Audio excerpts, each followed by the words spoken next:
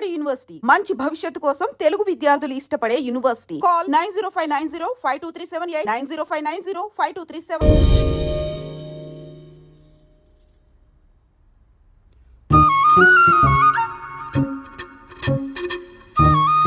తింటారా?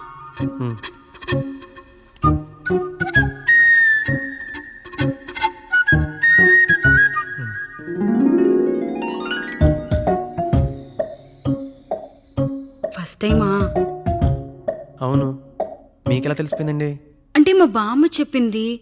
శోభనం గదిలో అనుభవం ఉన్న మగాడైతే మామిడి పండు పిసుక్కొని తింటాడు, అదే లేనివాడైతే మీలా ఇలా అరటిపండు ఓపిగ్గా ఒలుచుకొని తింటాడు అని.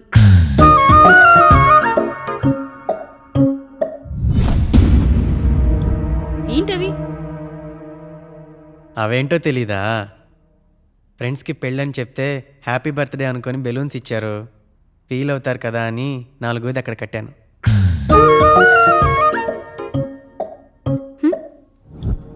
వచ్చాడు. పిల్లల గదిలోకి వెళ్ళారండి. మీరెంత ఏంటి ఇంత రాత్రి అయినా ఇంకా పడుకోలేదా? మీరు లేనిది ఎప్పుడైనా పడుకున్నామా అన్నయ్య? అందరం కలిసే కదా పడుకునేది మావయ్య. సరే అందరం పెద్దోడి గదిలో పడుకుందాం. ఈ రోజు వాడి శోభనం కదా, అసలే కొత్త. పక్కనుంటే ధైర్యంగా ఉంటుంది, పక్క నుండి దగ్గరుండి జరిపిద్దాం. పదండి.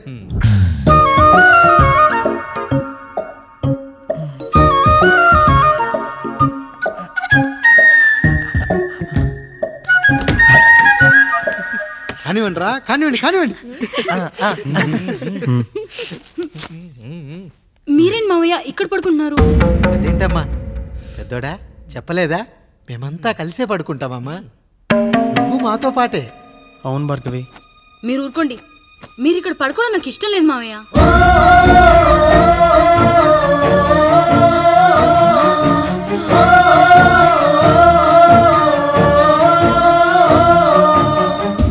అదేంటమ్మా అలా అంటావు? ఎన్నో చూసాం, ఎన్నో చేశాం. దుక్కి దున్ని కోత కోయకుండానే ఈ విత్తనాలన్నీ మొలకొచ్చాయంటావా తల్లి? అవన్నీ నాకు తెలియదు మావయ్య, మర్యాదగా బయటికి వెళ్ళండి.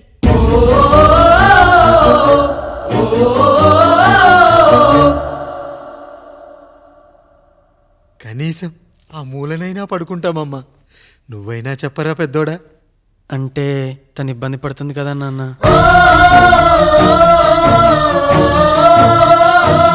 నువ్వు కూడా ఏంట్రా, పిల్లలేదో ఆశపడుతున్నారమ్మా. ఒక్కసారి ఆలోచించమ్మా. మావయ్య మీరు బయటికి వెళ్తే మేము తలుపులేసుకుంటాం.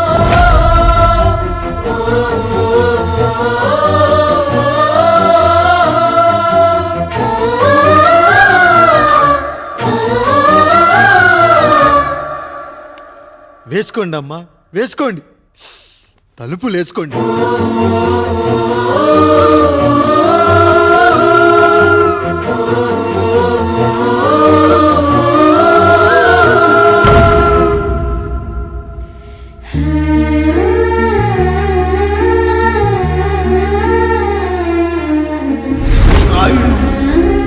బిడ్డలు జాగ్రత్త.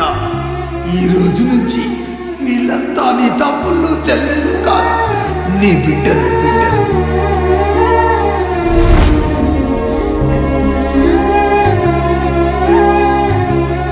జానకి, ఏమండి? సావిత్రి, ఏమండి? లక్ష్మి, ఏమండి? మన గదిలోకి పదండి. ఇక నుంచి ఎవరి పిల్లలతో వాళ్ళ గదిలోనే పడుకోవాలి. ఇది ఈ రోజు నుంచి ఈ వంశానికి రాస్తున్న కొత్త శాసనం. అయ్యా అలా అరకండి అయ్యా, మీరు లేకుండా మేము ఎప్పుడైనా విడిగా పడుకున్నాం. అంతా కలిసే కదయ్యా పంచుకున్నాం.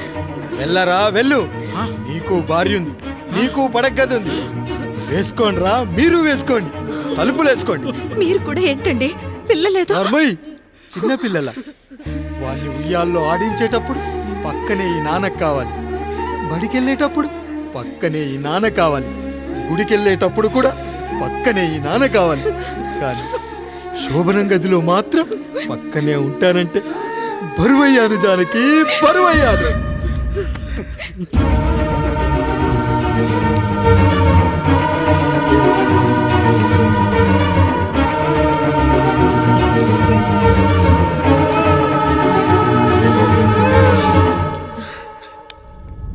ఏంటండి ఇంకా అదే ఆలోచిస్తున్నారా? ఎలా మర్చిపోగలను లక్ష్మి? జరిగింది ఏదో జరిగిపోయింది, మీరు బాధపడకండి. ఎంత మాట అన్నాడో చూసావా? నా భార్య ఇబ్బంది పడుతుంది, బయటికెళ్ళండి నాన్న అన్నాడు. వాణ్ణి ఎలా పెంచాను? చదువుకుంటే పై చదువులకు వాడు వేరే ఊరు వెళ్లాల్సి వస్తుందని చదివే మాన్పించేశాను. జ్వరం వస్తే ఆ మాత్రలు చేదుగా ఉంటాయని నేనే మింగాను. నోరు తెరిచి అమ్మ కావాలన్నప్పుడల్లా ఎంతమంది అమ్మల్ని ఇచ్చాను. నాన్న అన్న ప్రతిసారి నాన్నల్ని ఇవ్వలేకపోయానని వాడికి నా మీద కోపమో ఏమో జానకి. నిజమేనండి, మనమంతా ఇలా లేమే. మన కుటుంబానికి దిష్టి తగిలింది. మా నాన్న మరణంతో ఆస్తిపోయి తమ్ముళ్ళతో నడి రోడ్డున పడ్డప్పుడు ఇలాంటి కష్టాన్ని మొదటిసారి అనుభవించాను.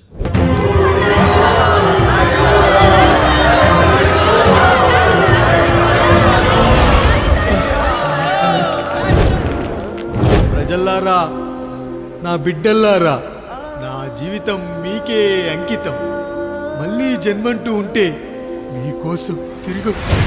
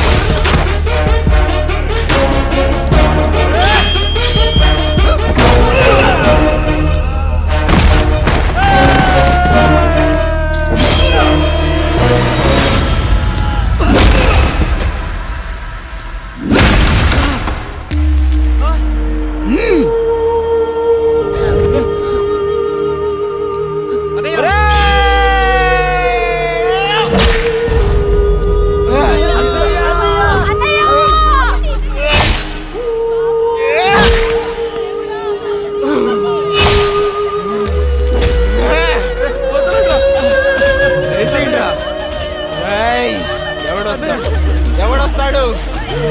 నిన్ను కాపాడడానికి ఎవడొస్తాడు?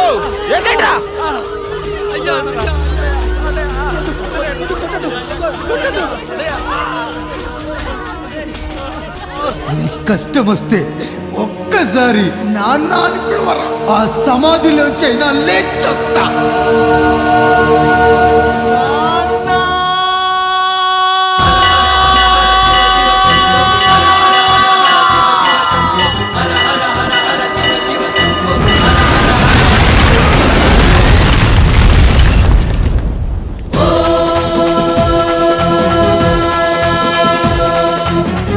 त्र्यंबकं यजामहे सुगन्धिं पुष्टिवर्धनम्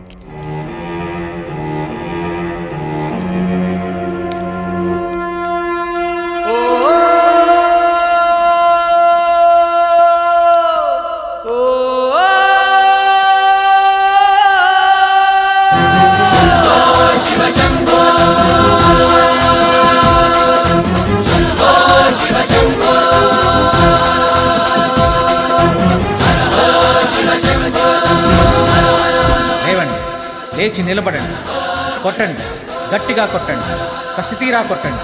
ఈ చిత్రంలోని నటులను, సాంకేతిక నిపుణులను ఎక్కడ పడితే అక్కడ కొట్టండి.